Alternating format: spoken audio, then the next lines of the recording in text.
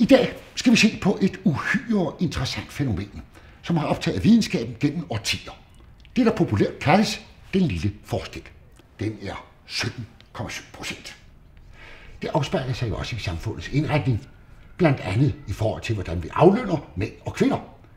Men det er der som sagt ganske simple og naturlige grunde til. Det er dem, vi skal se på nu. Mænd er gennemsnitligt 15% højere end kvinder. Mænd er rundt regnet også væsentligt rundere end kvinder. Her taler vi om over 20%. De fysiologiske forskelle har derfor en voldsom indflydelse på den måde, mænd er tvunget til at leve deres liv på. Mænd bliver således nødt til at drikke ca. 15% mere alkohol end kvinder for at opnå den ønskede effekt. På grund af den mandlige fysik er mænd tvunget til at køre større biler. De koster mere i benzin og er sværere at finde parkeringspladser til. Derfor har mænd også brug for væsentligt mere hvile end kvinder. Her taler vi om op til 14%.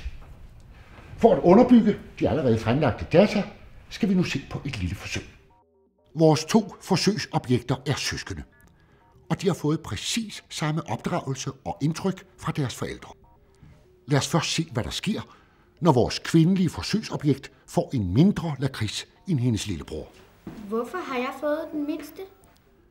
Vi kan se, at hun til at starte med virker skuffet, men efter få sekunder sætter hendes naturlige instinkt ind, og hun affinder sig med situationen, fordi hun indser, at hun fint kan klare sig med en mindre lakrids.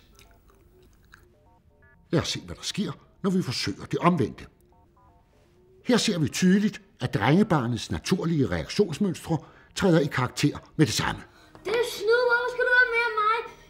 I modsætning til det kvindelige forsøgsobjekt falder han ikke til ro. Tværtimod. Situationen går i hårdknude. Der er ikke noget at gøre.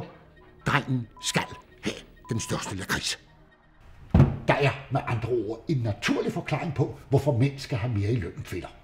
Det er da både rimeligt og fair.